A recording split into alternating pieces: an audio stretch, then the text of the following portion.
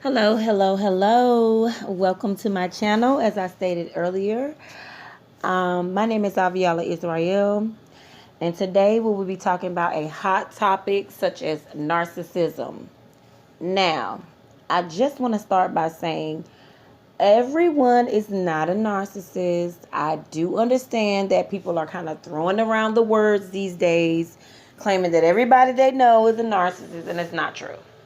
Now, we do understand that people are starting to exhibit some of these narcissistic traits and behavior because the Word of God does say in these last days, men's hearts will wax cold. That is not to say that everyone will become a full-blown, all-out narcissist. Though I will be honest, in these days, I have noticed a lot more narcissists. Since these people are rare creatures, well, maybe not so much, but since these people are rare creatures, they're just not like, you're not going to find like 14 in a family, something like that. It's going to be very rare. But what I want to touch more basis on is the narcissism in Israel and the black community, if you will. Simply because this is something we don't talk about. We have like black codes, within the family dynamic, hush, them type of codes, hush, don't tell anyone. We don't want to talk about that because that's wrong. Them type of codes. And I just kind of want to touch bases on the things that we should be doing as God's chosen people, and as anyone who says they love God anyway, they love Christ, or they love the Most High anyway, should be practicing healthy traits amongst one another.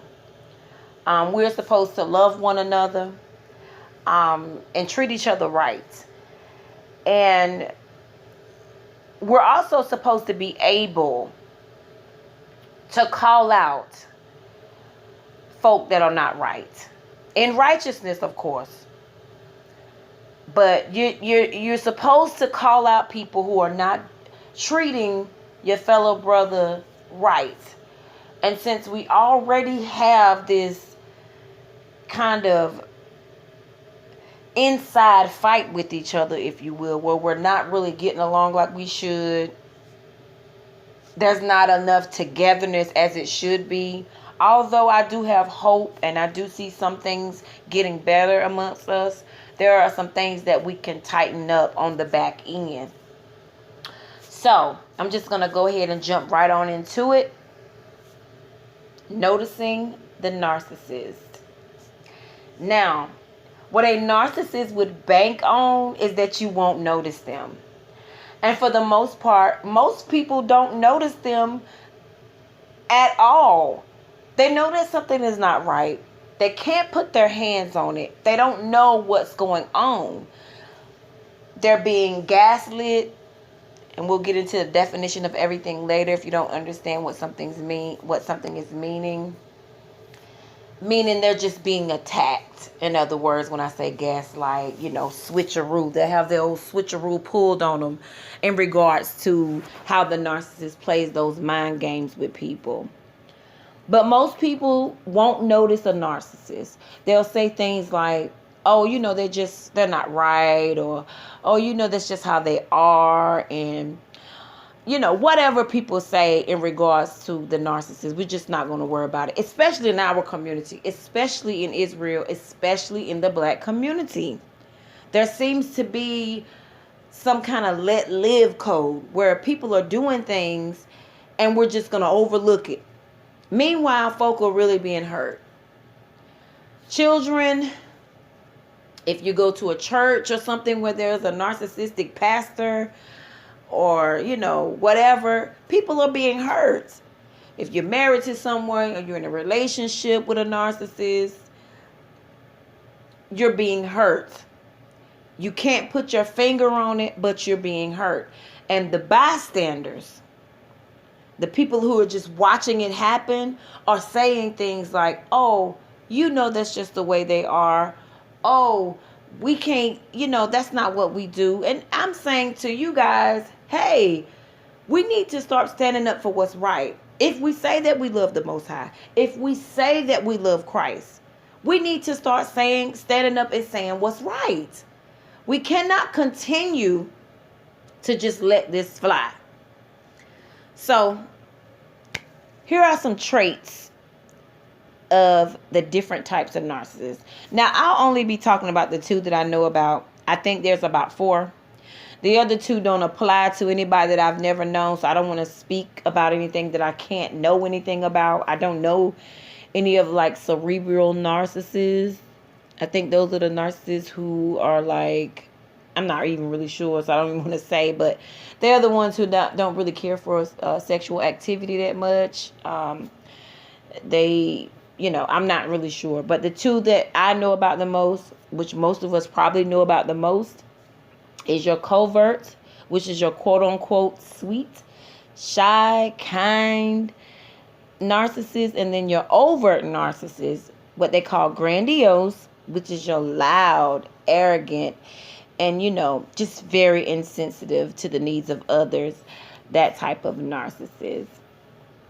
And I'm just going to jump right in with that overt narcissist. I'm going to give you some characteristics, some traits that overt narcissist will be exhibiting. Now, the overt narcissist has extreme delusions of grandeur. They'll be saying things like, I'm great. It's really weird. They'll come into a room and believe that everyone is just, I don't know, maybe they some kind of movie star, or in their mind, they have that type of showstopper mentality. They always feel superior or better, and they never apologize. And in the case of the overt, in the case of the grandiose, they'll let you know, I'm wonderful. And I don't feel like I'm wrong because blah, blah, blah. Whatever they need to say, right? If they do apologize, and this goes for both, it's always followed by the, yeah, but, I know what you're saying, but you guys know what I mean. You know exactly what I mean when I say that. They're not fully married to the idea of apologizing, even though they look like they're on the verge of it. Yeah, they never really close the deal on the back end when it comes to the apology era. And then you have the infamous, which I know so much more about. I've experienced those so much more. Is your covert narcissist. Your covert narcissist is the shy, sweet, kind. Probably give you the shirt off their back, just depending on, especially if they first meet you, which is all the total act, which throws people off because they have no clue and they have no idea how this person is being that way. Because in their mind, whoever they met first is the real them. But let me tell you real quick, who you met was not even a real person. But I'll get on into that. Now, the covert narcissist is, like I said before, maybe like a shy, sweet kind of version of the narcissist, prone to feelings of neglect. They need a lot of stuff, man. I mean, you have to, spend a lot of time with them. And even if you don't spend a lot of time with them, you have to do things like, if you're in a relationship with a narc, you have to answer the phone immediately. If you don't answer, you might be doing something in the narcissist's eyes. They make you pay for stuff like that. They're really good with it. I'm going to pay you back for what you've done. They have belittlement. They have feelings of belittlement. They're very hypersensitive, meaning they just, every little thing that you say, they take as a criticism. You could say something like, oh, is that a spot on your shirt? They may have on a nice shirt, and then you say, oh, is that a spot? Let me get it. You know what they're thinking in their mind? No, they didn't just say something about my nice shirt. Now, you're trying to help, But the narcissist is seeing it as some type of criticism. And so you're being overly critical by pointing out a spot that you just want to remove real quick. And they take that to heart, like you're trying to hurt them by saying something about the spot on their shirt. Covert narcissists are filled with anxiety, and covert narcissists are filled with delusions of persecution. Okay. So for the covert, you're always after them. You're constantly trying to do something to them. Everything that you say, other people are saying stuff. They imagine these types of things going on in their head. I believe it's spiritual. That's my opinion. I think that spirits or demons are talking to these people and making them, whooping their behind and making them feel like somebody is talking about them, making them feel like somebody is trying to put them down because they constantly feel that way. That's just my opinion. I think it's more spiritual what's going on with the narcissist. I think that for whatever reason that they open themselves up to this type of darkness, I don't know if it's because the insecurity was so deep, but I do know that there's two ways that narcissists can develop how they come to be, and then for whatever reason they open themselves up to be like a portal of darkness. And so, hey, once they get open enough, they can be used to exact pain on their victims, which would be, us. Their victims would be people who have been, experienced the hands of the narcissist, who's been abused mentally and sometimes, unfortunately, physically at the hands of a narcissist. And so some more traits that they kind of do equally for both the covert and the overt. The big narcissist I call overt, the big grandiose narcissist, and the covert, the quiet, shy, sweet. They got this sweet side to them, or they seem to be having that sweet side. But they all kind of have a linked thought process. They all got kind of linked characteristics that they kind of similarly do. Now, we know that these are different people coming from different walks of life and doing different things. But there's some things that they do quite well all together. And here are some of the things. They have a kind of like a quiet superiority. Well, maybe not the overt, because they'll go ahead and tell you they think that they're great. But the covert is more like a quiet. Don't get it twisted.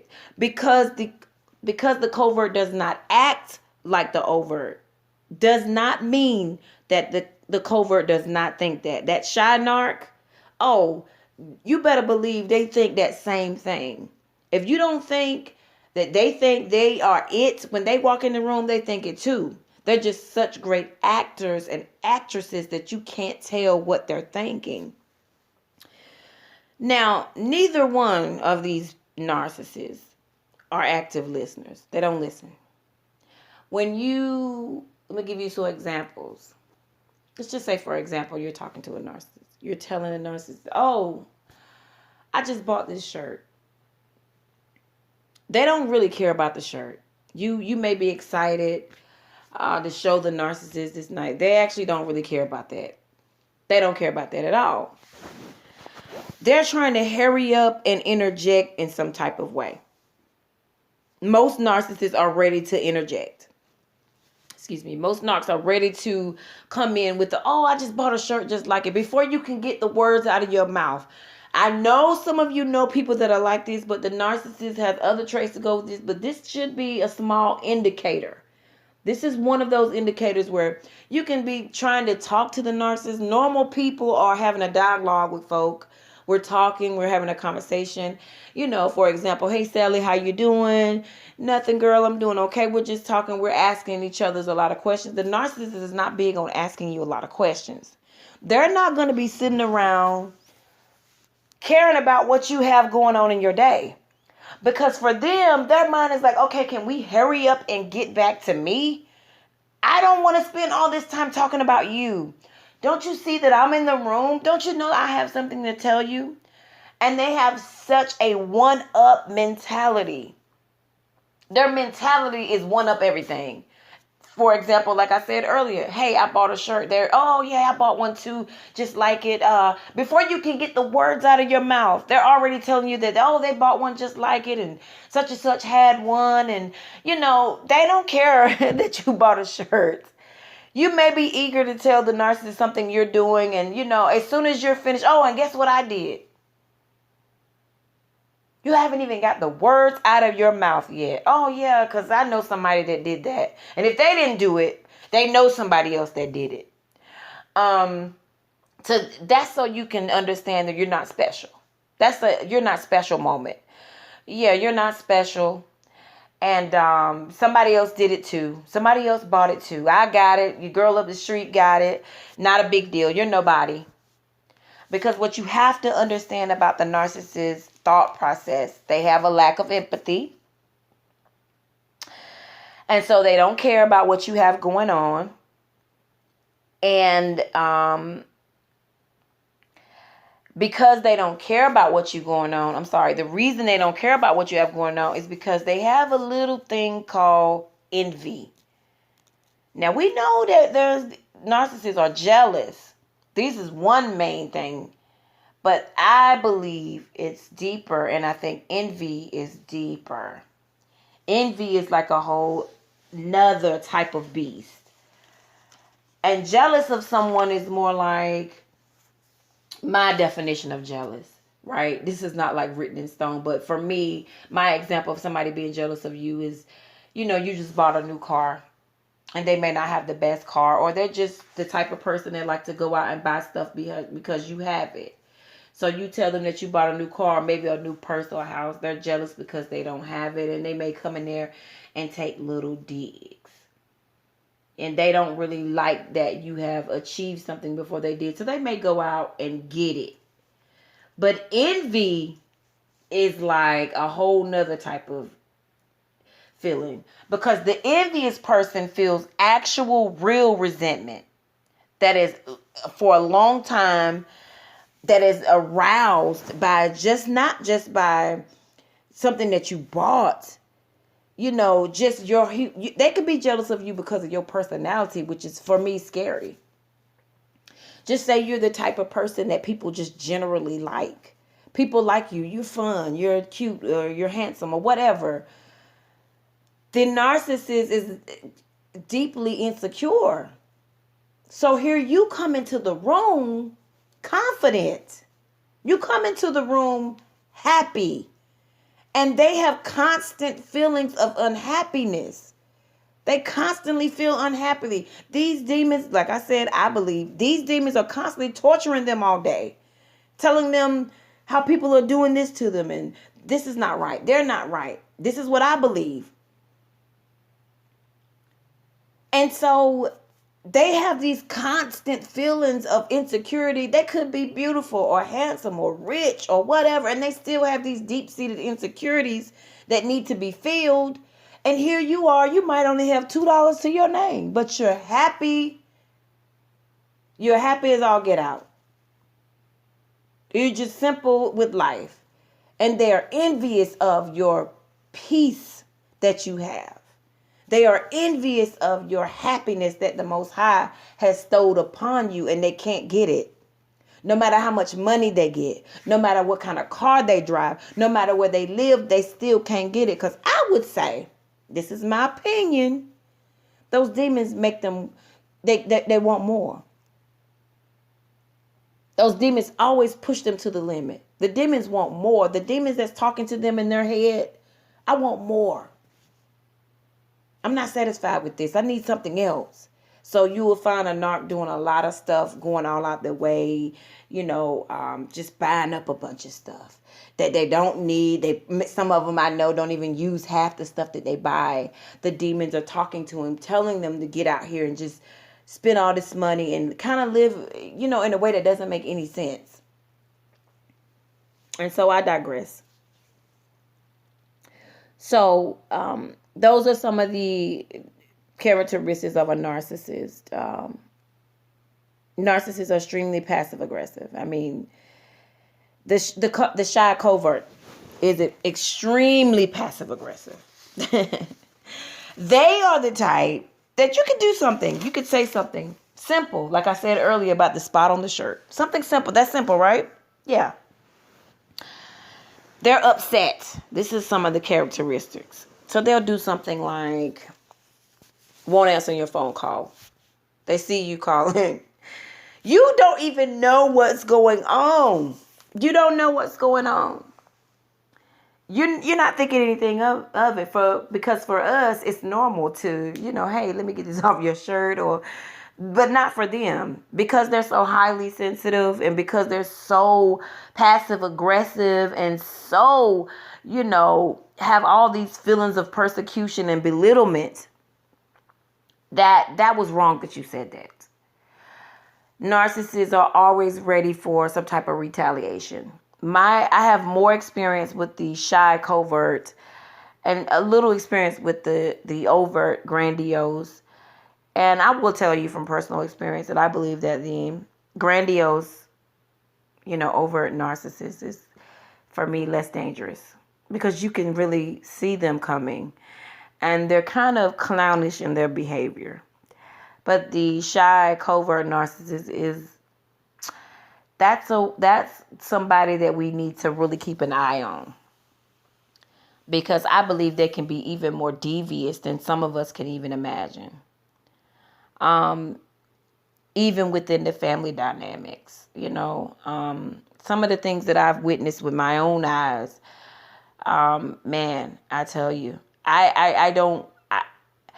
it's just hard to not think that they're capable of anything.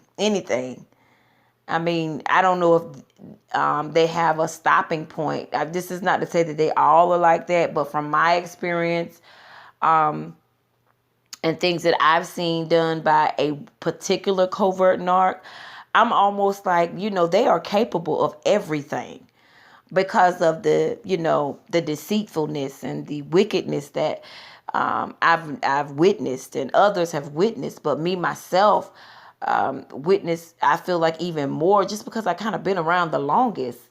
And they might be a little bit more dangerous in their approach, just simply because they can hide it better. They can hide it a lot better. Never get it twisted. Your covert narcissist is your lady at the church who's running a food drive and collecting money. I don't know who's ushering, but she has bodies in the basement. That's how good a covert narcissist can be. I'm not saying anybody at any food drive. I don't know anybody like that, but I'm giving you the example of what you see with your eyes versus what's really going on when you're not around. These are covert narcissists. They could literally be at the mission giving out soup and plotting a bank robbery next week. The two things that don't go together. The narcissists like two separate things that are not together. They appear one way. They have an appearance of righteousness, but they are far removed from what true righteousness is in their hearts. It's a good thing that the Most High can detect what's really in people's hearts. And I would say it's a good thing that we can't really even see. It's a good thing that he is protecting us from seeing, because if we can really reach into the minds of what a narcissist is really thinking about us and sometimes about others, we would quickly shut down the lid of the top of their brain out of being freaked out by what we see and what we know. Because on the outside, we can see something. On the inside, we don't know. And the hearts of men can really be wicked. And the hearts of these men and women can go beyond wickedness. I mean, can go straight beyond any type of wickedness that you can even imagine. The shy, covert narcissists, they have a tendency to, well, they They both have an expectation of you. Their expectations of you is something that they don't do themselves. So narcissists are your type of people who talk about everything you're not doing. Talk about stuff like, let's just say you, for some reason, you got laid off from your job or you got fired. Oh, anything. But the narcissist may go around telling people stuff like, oh yeah, you know, they don't have a job. They're broke. They've never had a job. Meanwhile, the narcissists probably have never had a job, like in their whole life. It's really weird. I mean, it's just, for them, they expect you to do something that they don't even expect from themselves. They want you to be the person they can't be. And when you fail in any way, for them, it's like they fail. Because again, they don't have a real personality. And since they're mirroring the victim, because they normally have one victim, one main victim. Anybody can be a victim, but in my case, I grew up in that type of environment. So, and we're going to get into who everybody is in the family dynamics and what role they play. We'll get into that a little later. But I'm going to go ahead and tell you now, I am the scapegoat. So anybody else out there who is a scapegoat, you know what that means. You have full understanding of what a scapegoat means. And for those of us who don't know what a scapegoat is, I'm going to give the breakdown a little bit later. But since I am the scapegoat in my dynamic, it's because I came up in that type of dynamic. There's a lot of pressure and a lot of scrutinization and a lot of just bullying to the core. I mean, small bullying, big bullying. I mean, all of that. And then imagine being a child coming up. You know, I've had struggles in life because you don't even know who you are unless the Most High, you know. And I will say that, but God, but Father, Yah, but the Most High. If it wasn't for God, if it wasn't for Him, there ain't no reason I ain't strung out in these streets other than but for Him. Because I had every reason to be. Every reason. And anybody else who's a scapegoat understand what I mean when I say that.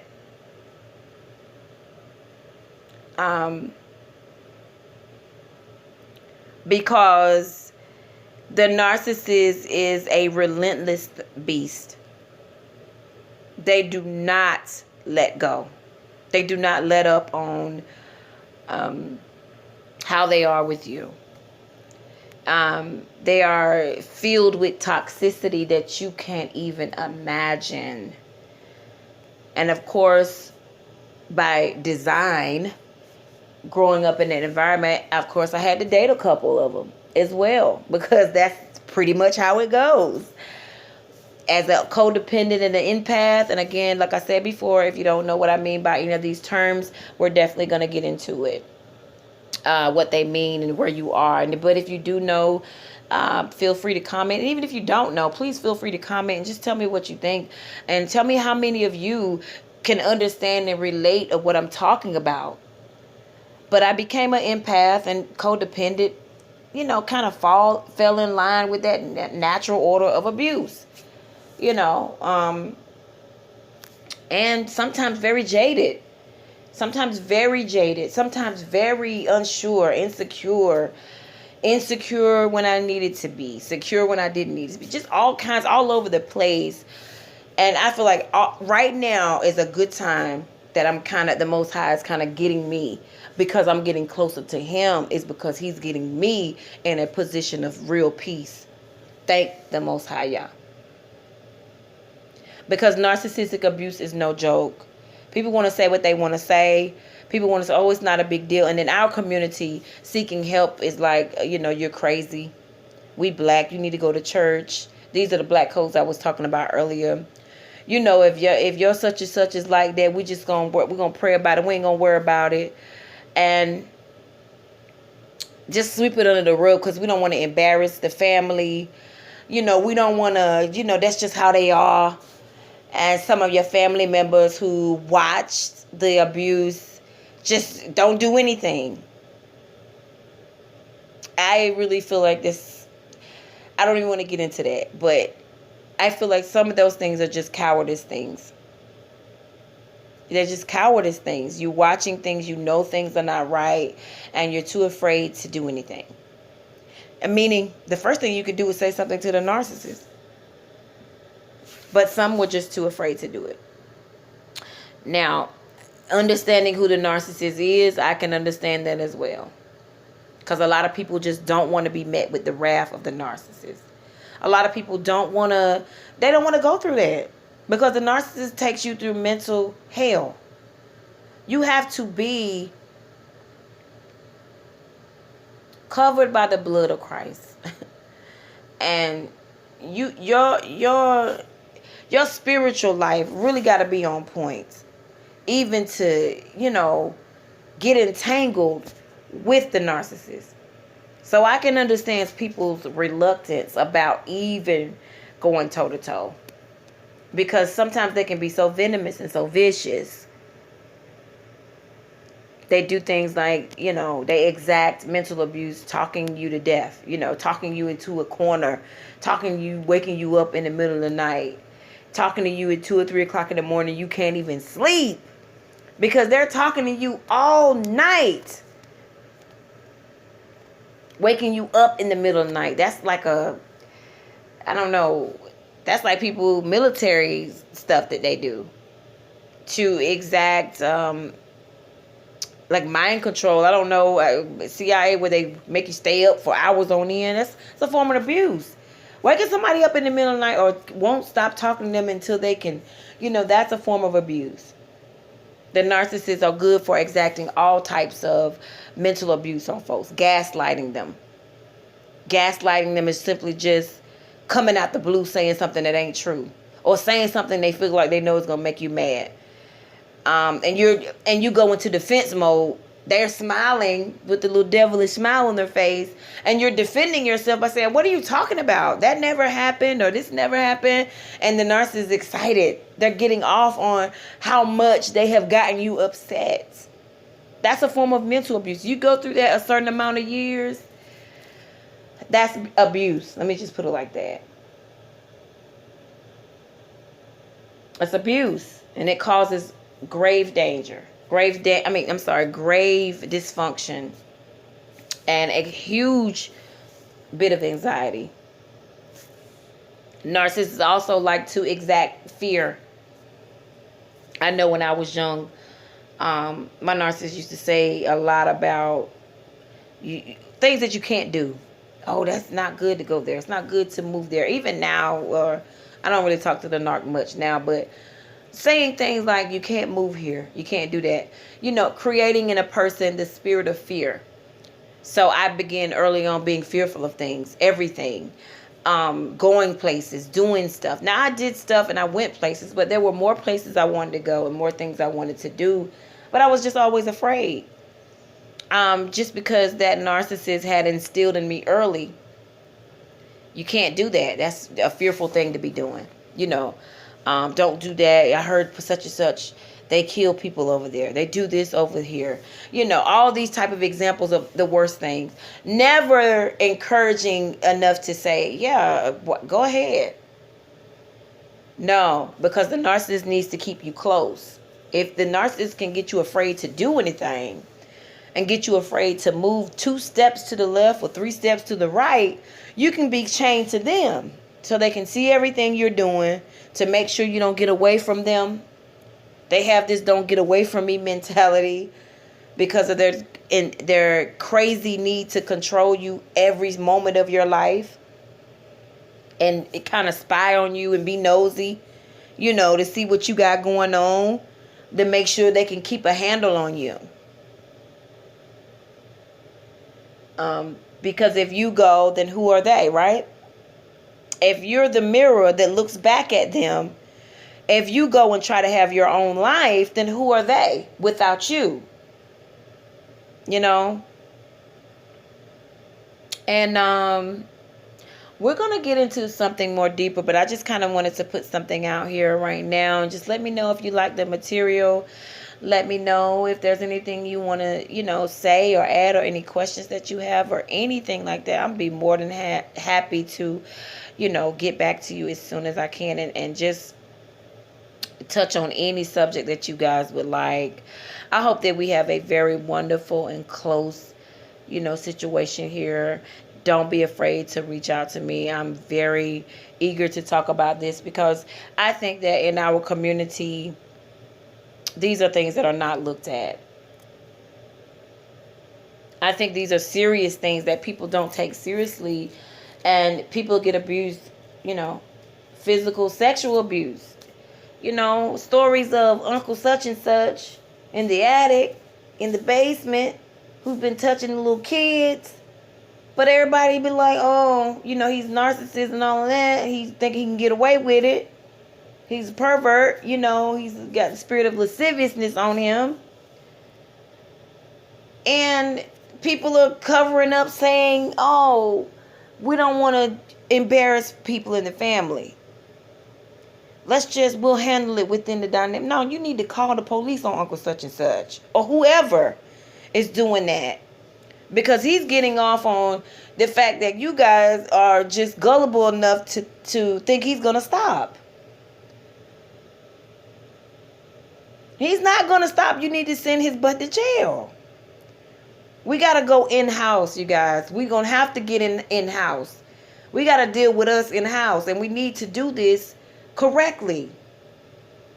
We need to stop giving folk passes. Oh, that's, how they are. No, how are they? Especially people who say they love Christ. Especially people who say they love the Most High. You can't be saying you love Christ and the Most High and then letting stuff slide. That's for my flying monkeys, and we'll get into that later. For people who know what flying monkeys are, we're going to get into it. Because some of those flying monkeys, yeah, they want to be in it. They like what's going on. They like the drama a little bit. They don't want to admit it to themselves, but they do. But anyway, I just think we need to get in-house. I said all that to say that we need to get in-house, and we need to start cleaning from the inside out.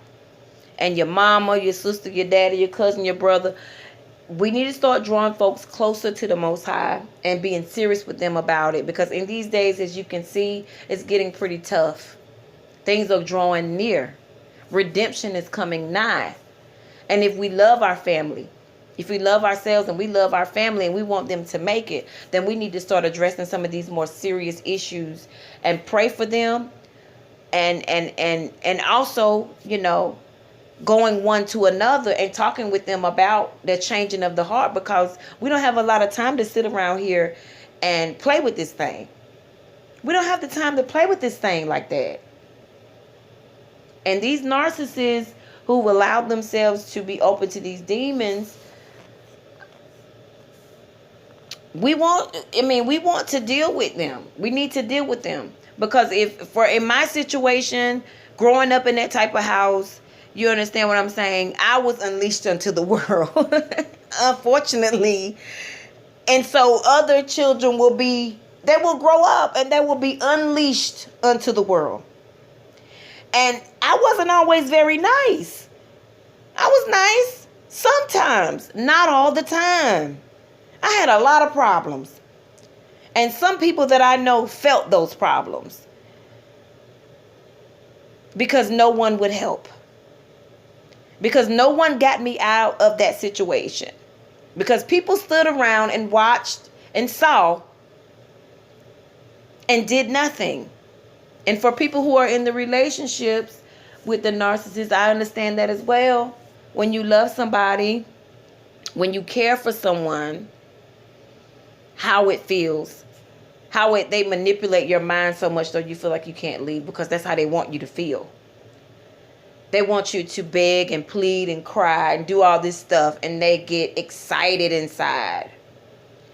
But I would say ask the Most High for strength. Ask the Most High for strength. And He will surely, make things right for you. And I just want to say that. The covert narcissist and the overt narcissist also, they do things. Have you ever had that feeling in the room where you go somewhere and you feel like folks been talking about you? Well, that is the work of the narcissist. That is their work. That is because Proverbs 16:28 says, a froward man soweth strife, and a whisperer separateth chief friends. The word froward means a difficult person to deal with. And I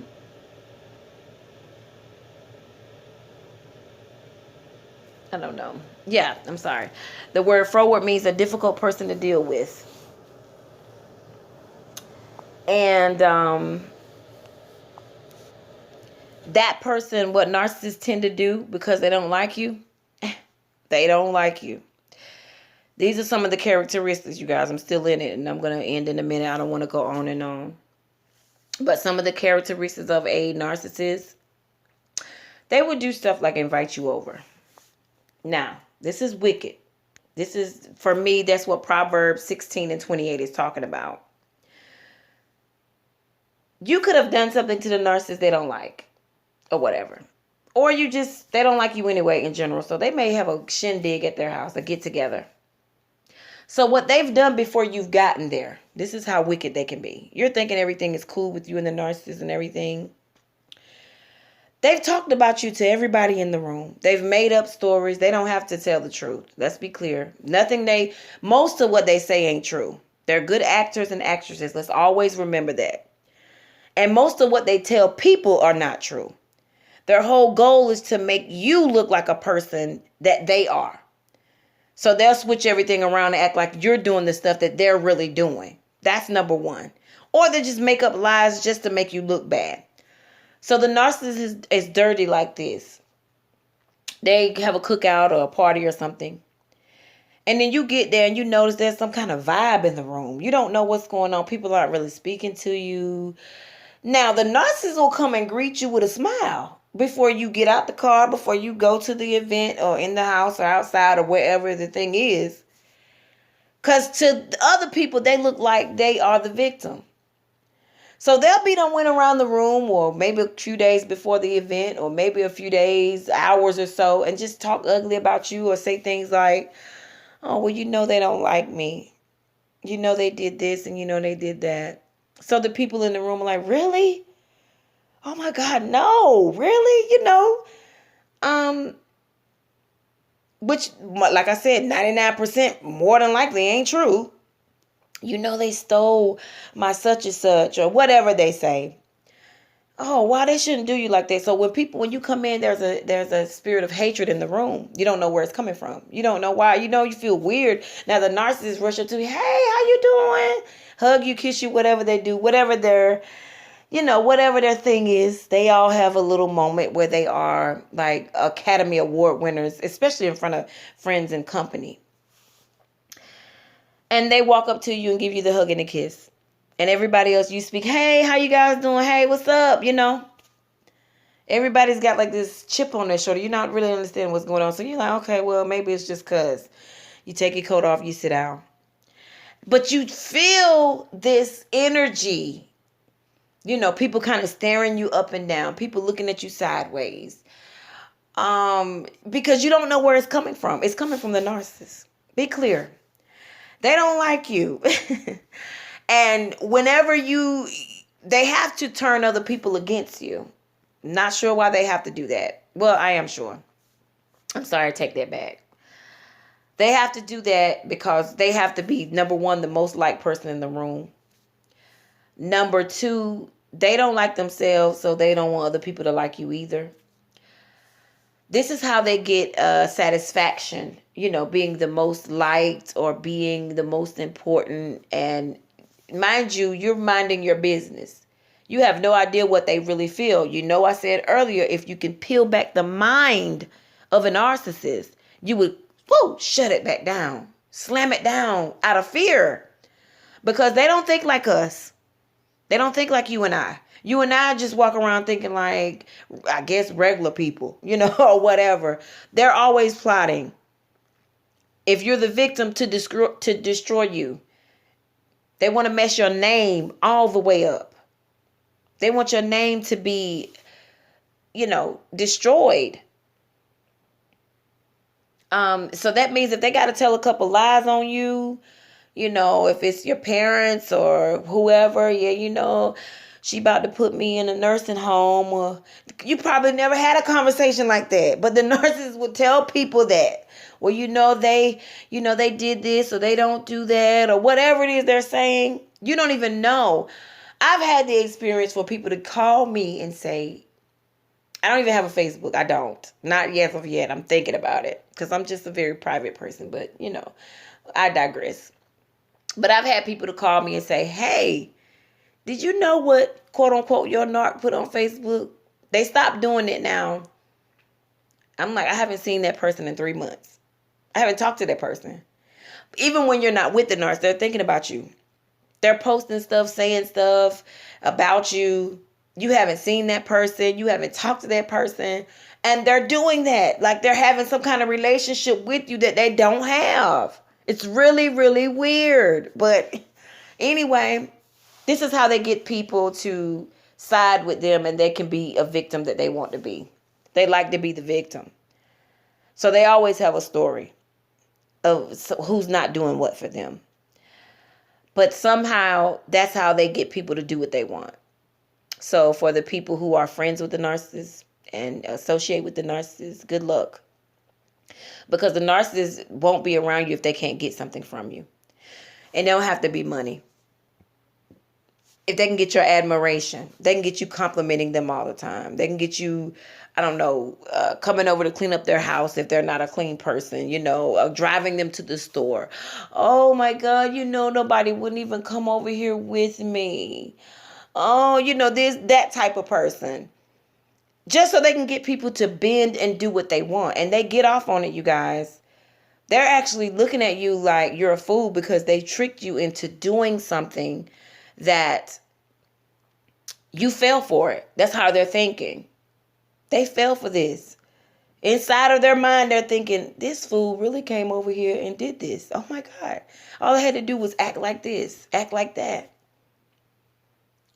It's really, really powerful, the energy that they have. They're able to change the game in the room. They're able to change the spirit in the room.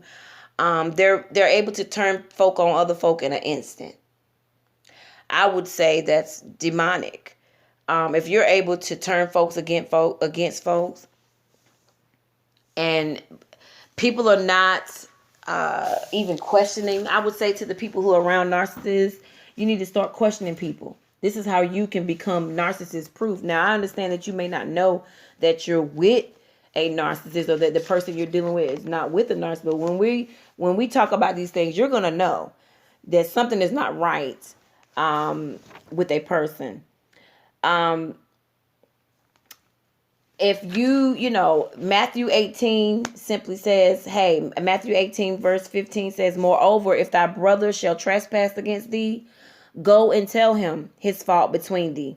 Him alone, if he shall hear thee, thou have gained a brother.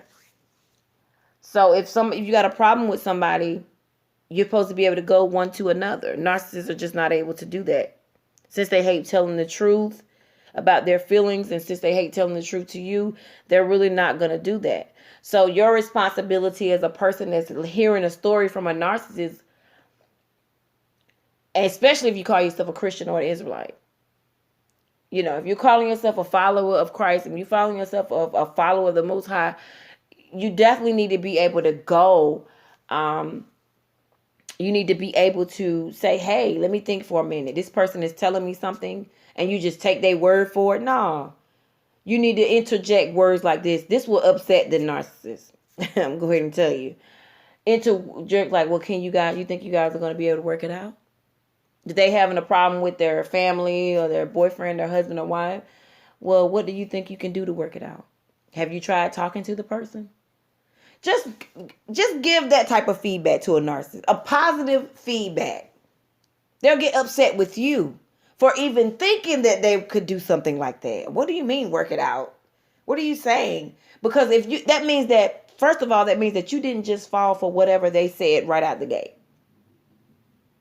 And for them, that's a problem. They don't like that. They couldn't just manipulate you right out the gate. You didn't just go with what they were saying automatically.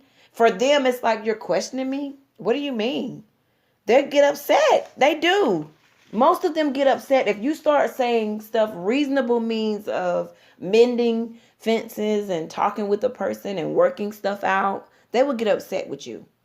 Because in their mind, first of all, you're supposed to just know what they're saying is true and buy it as gold. And second of all, what do you mean? Because remember, they are above, I'm sorry. They are above it. They don't believe in apologize. They apologize only if they feel like it's going to gain something with them. You know. And a narcissist is really not with that. So the people who are, we're going to get into that more. This is for the flying monkeys, who are people who are friends and associates of narcissists, or people who they believe are narcissists. Question them that way. The next time anybody, this is a good way to test, to find out. Anybody who wants to start calling you to tell you something about somebody else, and you don't know the other side of the story, because you know there's always two sides of a story, and the other person is not there. They can't defend themselves. So naturally, and this is just for me, this is for people who say they love Christ and say they love the Most High. I know that the world operates a little different, but I would say anybody, just to try to be that peacemaker in a situation. You know, what can you do to work things out? Have you tried anything? You know, can you want to talk to them? Ask them questions, probing questions about working things out and reconciliation and peace. Narcissists don't like peace. They thrive off drama. And they're going to be upset with you for even suggesting that. But you can get, that can be a little test that you can do as just a regular individual to kind of see where they are on the heart spectrum. Where is it that their heart lies? Yeah. So we got a lot more to get into, you guys. I'm so thrilled. I'm so excited that the Most High has brought me here in this place to kind of discuss, talk about with my people in regards to all of this. So I'm just glad that he brought me in this place, and I just want to, there's so much more that we can discuss. There's so much more that we can talk about. I just want to leave you guys with this, Ephesians 4:15. This is all we're going to be doing. Speaking the truth in love, that we may grow into him in all things, which is the head, even Christ. So that's all we're trying to do here, is speak the truth. You know, what the old saying is, shame the devil, tell the truth, and shame the devil. That's what we want to do. We want to shame him. We want to speak the truth, and we want to speak positive things for the year of 2020. We want to have good things go on. We want to trust the Most High God with all our mind, our heart, mind, and soul. We want to treat our brothers and sisters right. We want to purge out, you know, separate the, well, you know, the Most High is going to be separating the wheat from the tares, but, you know, we can just, hey, let's treat each other the way we should. Let's do that. Let's work on treating each other the way we should. And let's start the year off right. And let's get toxic free. We are going to have folks that ain't going to want to do right. That's it. We're going to have folks that ain't going to want to change. I mean, it is what it is. But we can change. We don't have to be, you know, we don't have to let those things affect us. We don't have to let those things take us through all the things that some of us have been through. I went through a lot before I got here because I didn't have peace. I was so hurt and broken by what had happened through the years and the way I came up and the neglect and the abuse. But the Most High brought me here. And I'm grateful for that every day because I have so much peace and understanding. And I'm grateful for that. So I just want to end tonight by saying, I'll see you guys real soon. I'll be back. And I also just want to end the night by saying shalom and have a blessed night.